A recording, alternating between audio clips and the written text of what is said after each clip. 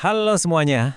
Di sesi kali ini kita bakal bedah tuntas dua profesi yang jadi pondasi dunia digital, Network Engineer dan Sistem Administrator.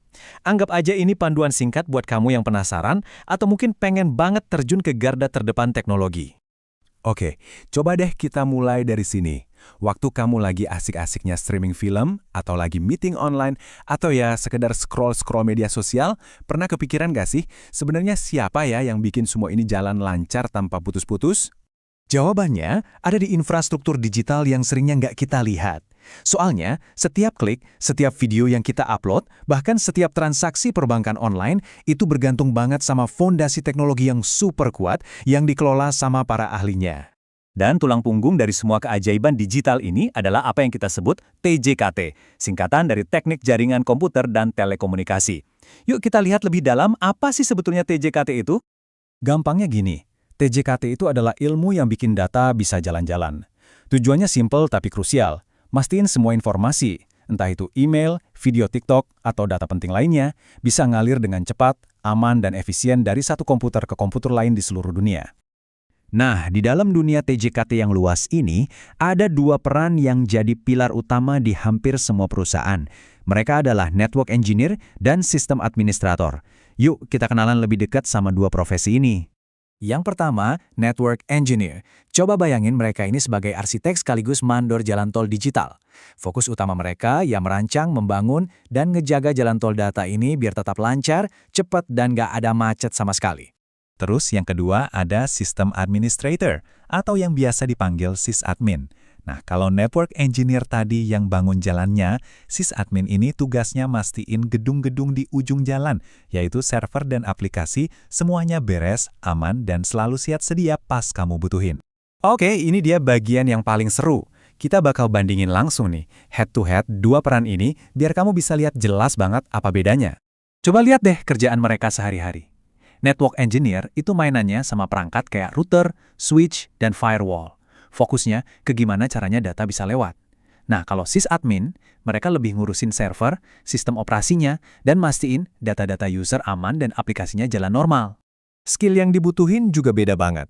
Seorang network engineer itu harus fasih bahasa jaringan kayak TCP/IP dan jago ngoprek perangkat keras. Di sisi lain, sysadmin itu wajib jadi master sistem operasi server, ngerti virtualisasi, dan sering banget mereka bikin skrip buat ngerjain tugas-tugas rutin secara otomatis. Soal jenjang karir, dua-duanya sama-sama menjanjikan. Network engineer bisa naik jadi network architect yang rancang jaringan skala besar. Sementara sysadmin, jalurnya tuh pas banget buat jadi cloud engineer atau DevOps engineer yang lagi hits banget sekarang. Dua-duanya punya masa depan yang cerah.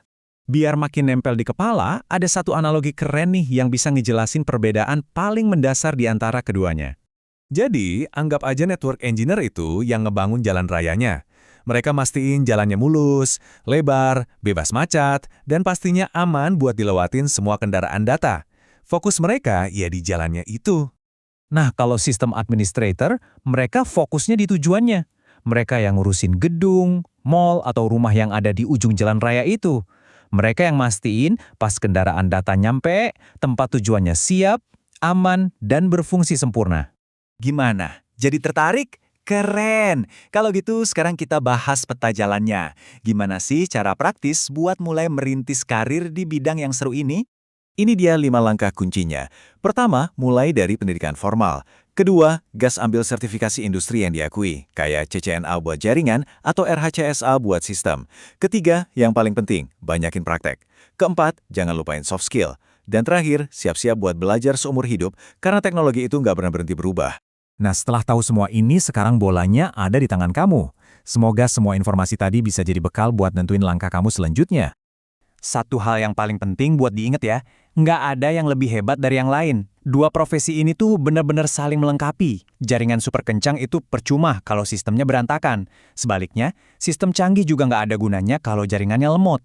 Keduanya harus jalan barengan. Jadi, pertanyaannya sekarang buat kamu. Kamu lebih tertarik jadi si pembangun jalan raya informasinya atau jadi pengelola tujuan akhirnya?